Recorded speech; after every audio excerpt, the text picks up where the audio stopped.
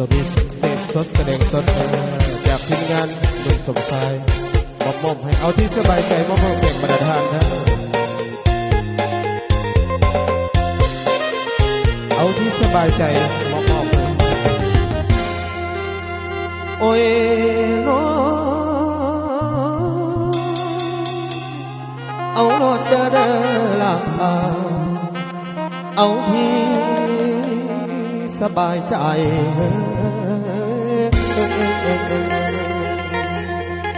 คันสิไปน้ำเขาบอกว่ายังดอกฮัก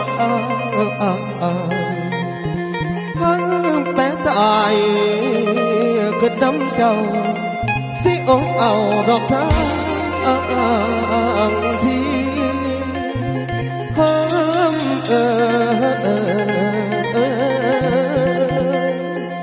ถ้าเขาดีกว่าก็คงทำต่อฟังโอ้ยเด้น้อโอ้ยน้อ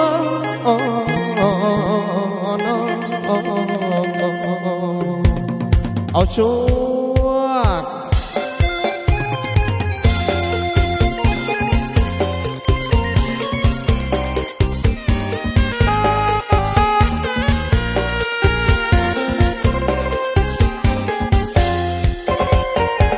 เอาที่เธอสบายใจถ้าอยากจะไปคงไม่มีใครเหนี่ยวรั้งที่ไม่มีสิทธิ์ที่จะคิดกับเขาเมื่อมีความหวังข้างหน้าถ้าดีก็ไปดูแลเขาทุกอย่างแล้วเพื่อเจ้ายังมีเขาดีกว่านี้อีกใช่ไหมเอาโลดละเอาที่สบายใจไปสาไปโน่นลาเจ้าจงไปดีถ้าอยู่ด้วยกันมันทรมานบ่มีความหวานบ่มีความสุขเป็นทุกข์ทั้งปีไอ้ยอมหลีกทางเปิดใจให้เจ้าเต็มที่แต่ยังจำสิ่งดีๆที่เคยมีต่อกันมานะขอบใจทุกเชียร์ทุกสายนะมอบไว้สำหรับคนแอลดีนะ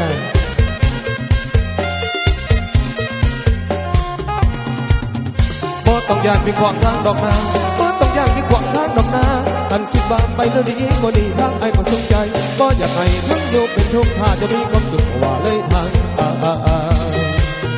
เมื่ออยู่แล้วมันเป็นทุกข์ใจอยู่ไปก็ไม่มีความหมายความรู้สึกที่เองก็อายแสนอายที่ดูแลเธอให้ดีที่สุดไม่ได้เป็นผู้ชายดูไม่น่าศรัทธาเลือกเอาที่เจ้าสบายใจชีวิตเดียวไว้ยังพอมีเวลาสิทธิ์ของเธอเลือกเองที่ไม่ว่าหากเขาทอดทิ้งยังรอคอยซับน้ำตาปิดบังให้กลับมาอ้ายคอยท่าดูแลใจรับได้กับสิ่งที่เธอทำความเจ็บช้ำมีบ้างไม่เป็นไรถึงเธอจะอยู่เคียงคู่กับใครยังให้อภัยเก็บไม่ได้สิโอดทนเอาแล้วใดมันสูงใจเจ้าแล้วใดแล้วมันสูงใจเจ้าเมื่อเห็นเขาสิ่งดีก็พี่สิ่งดีก็พี่และสิ่งดีก็พี่นักสุดชีวิตก็เริ่มน้องบ่ได้ไปเลยอะไรบ่มายังที่ภาพความรักให้ดูต่างหน้าเอาที่เธอคิดว่า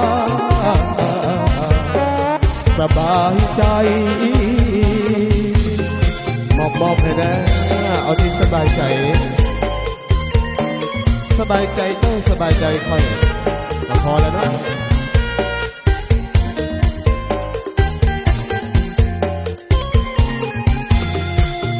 เมื่ออยู่แล้วมันเป็นทุกข์ใจอยู่ไปก็ไม่มีความหมายความรู้สึกที่เองก็อายแสนอายที่ดูแลเธอให้ดีที่สุดไม่ได้เป็นผู้ชายดูไม่น่าศรัทธาเลือกเอาที่เจ้าสบายใจ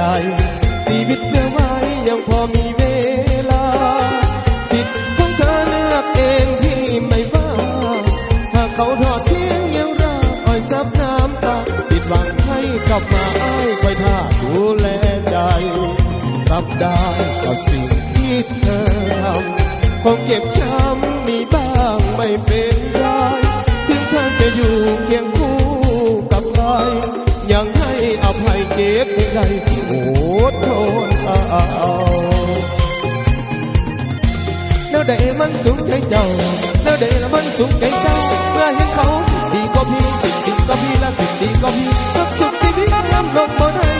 บ่ได้บ่ได้บ่ได้ไปเลยล่ะก็ว่ายังเก็บภาพความรักไว้รู้ต่างหน้าเอาที่เธอคิดว่า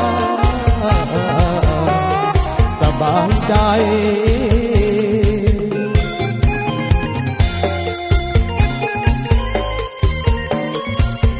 เอวกันดิเด้อเอวกันดิเด้อมอบให้ตามคำขอเอาที่สบายใจ